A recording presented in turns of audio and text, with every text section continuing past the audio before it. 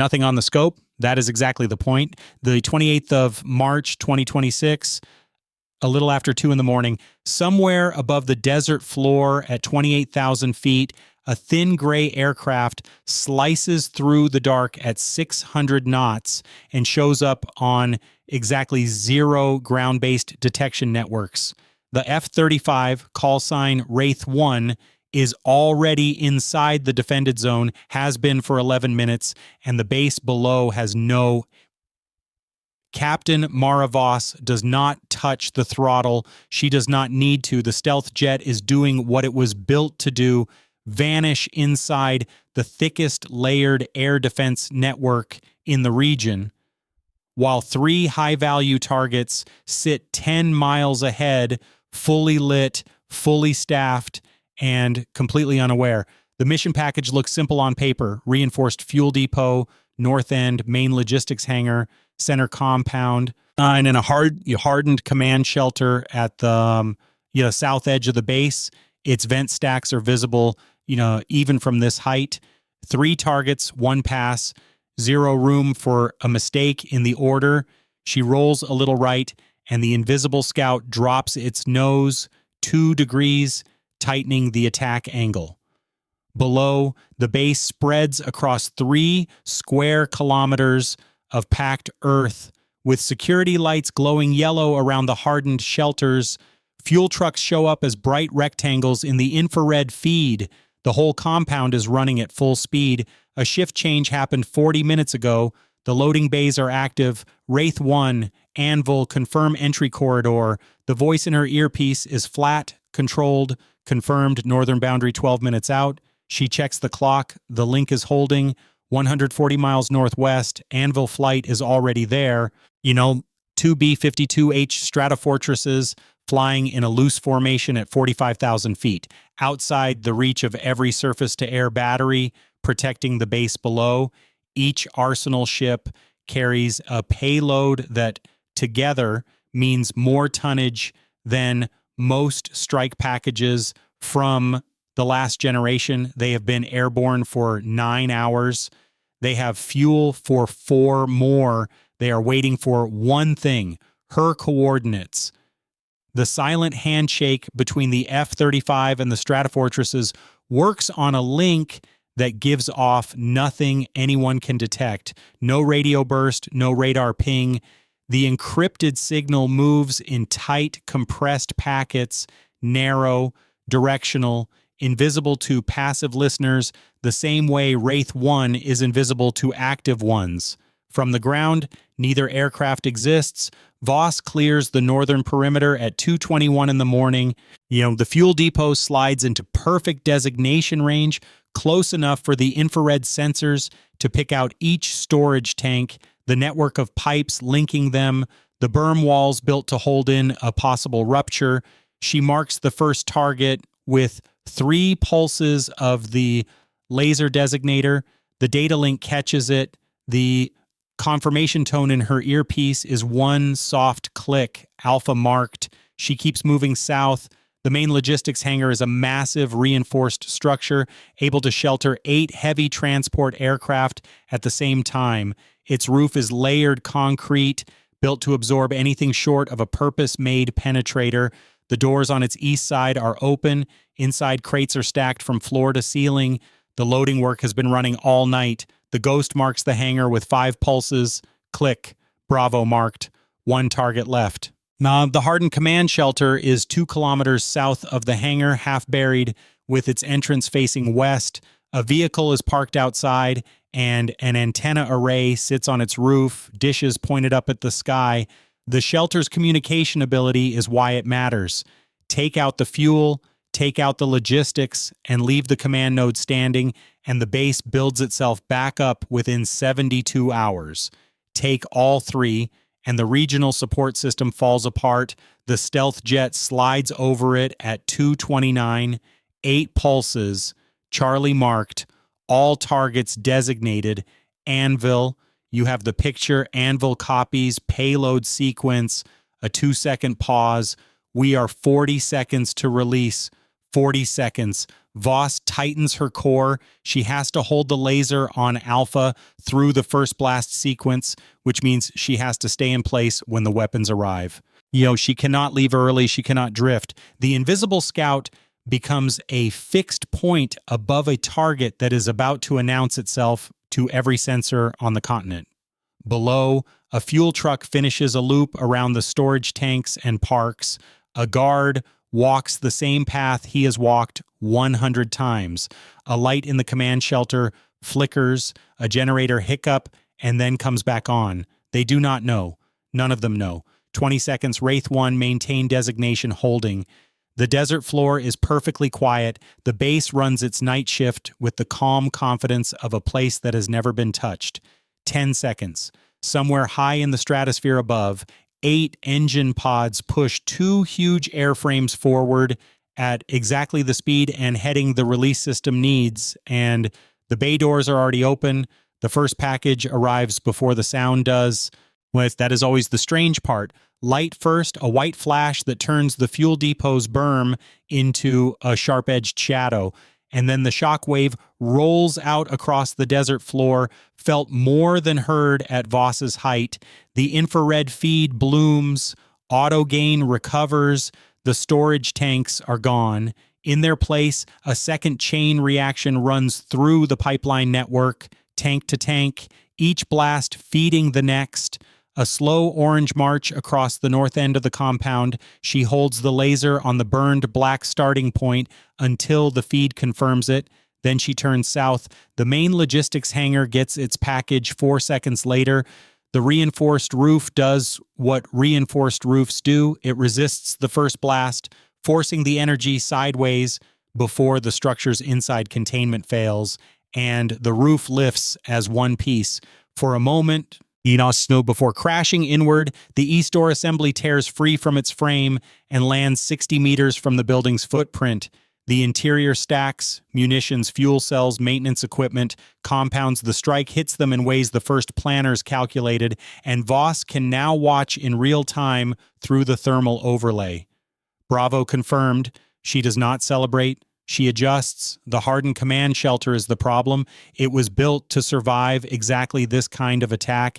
Its design accounts for overpressure, for back-to-back detonations, for near-miss paths.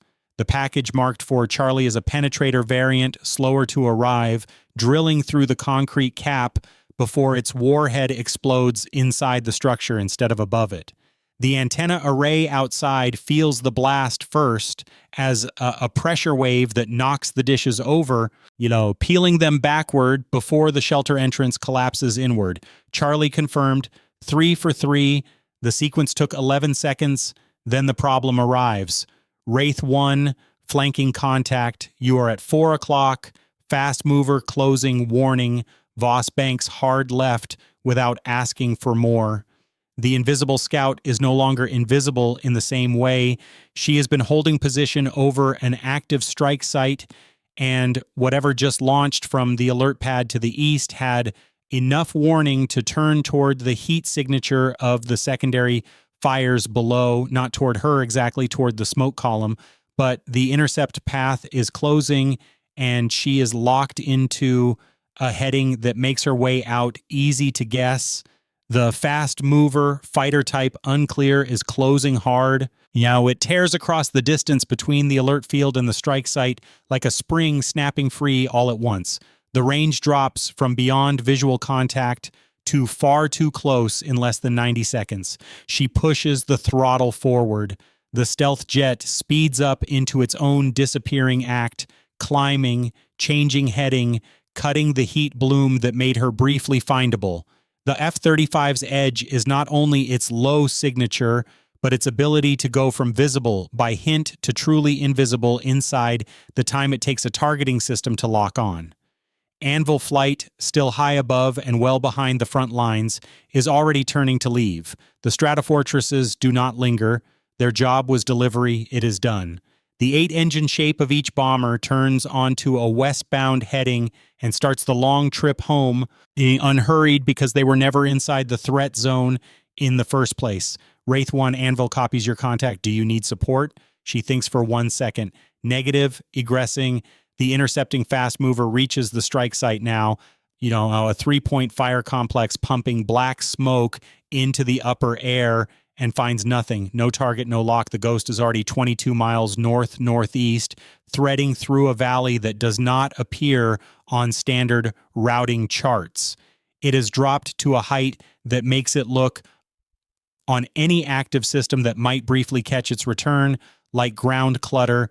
The interceptor circles the burning base twice. Searching, it finds the smoke. It finds the collapse. It finds the fallen antenna array and the caved-in shelter entrance and the empty place where the fuel depot should still be.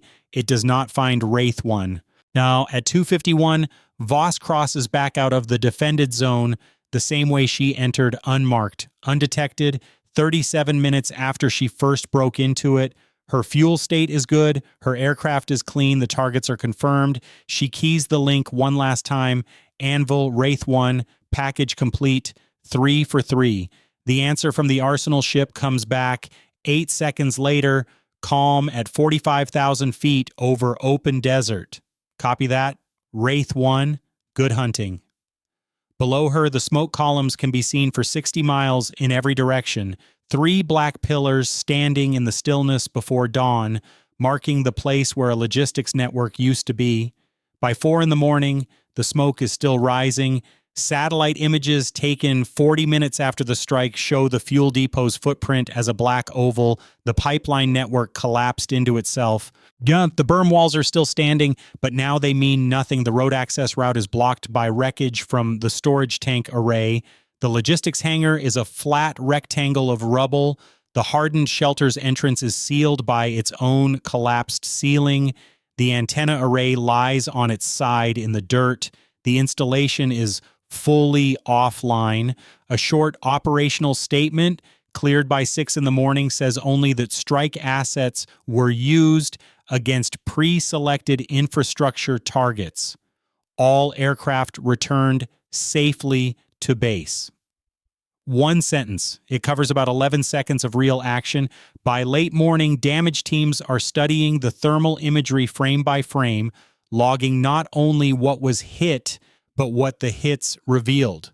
The logistics hangar, for example, held equipment that was not on any known cargo list, is suggesting supply chains that pass through 4 middle nodes before reaching this base. That information is now being mapped. Each node is being cross-checked. The fuel depot's tank setup, meanwhile, tells a different story. The capacity was larger than public documents showed, much larger, suggesting the base served a regional resupply job bigger than its stated role. Something was being staged here, something that needed volume. In a planning room 400 miles from the strike site, an analyst circles a timestamp on a printed image. The fuel trucks photographed finishing their loop at 2:28, 30 seconds before the first package hit, were full, arriving not leaving, a resupply delivery that never finished, which means the convoy that sent them is still out there. A second analyst at a nearby table is working a different thread. The intercepting fast mover that launched from the alert field and found nothing over the burning base. The aircraft returned to base, standard, expected, but its flight path during the search, the 2 loops it made over the strike site before turning back, was a little strange. Not the pattern you fly when you are searching for an intruder, the pattern you fly when you are confirming something. The confirmation angle takes 20 minutes to build and another 20 to check against 3 separate data sources.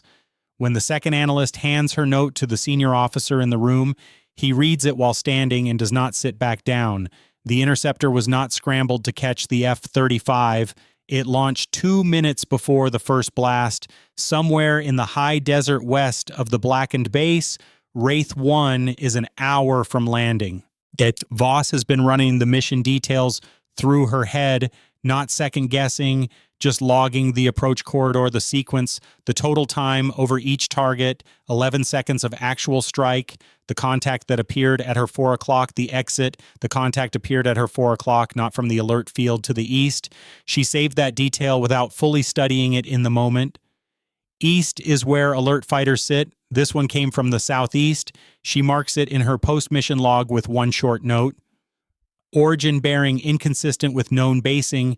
The log will reach that same planning room in 40 minutes. It will land on the senior officer's desk. He will read it beside the second analyst's note, and the two pieces, the interceptor's launch timing and the strange bearing, will form one deeply uneasy shape. Someone knew, not everything, not the timing or the approach corridor or the ghost's exact path, because if they had known that, the mission would have ended very differently, but enough to place an asset for a look after the strike, enough to know something was coming before the sky announced it. The three smoke columns are still visible in late morning satellite passes, drifting northeast on a high-altitude wind current, twisting but not gone. The convoy that delivered the fuel trucks has not been found. In the planning room, the senior officer holds the two notes together in one hand, looking at neither of them. Instead, he looks at the map on the wall, the base, the strike site, the road network spreading outward like a web from a center that no longer exists. The web is still whole, only the center is gone.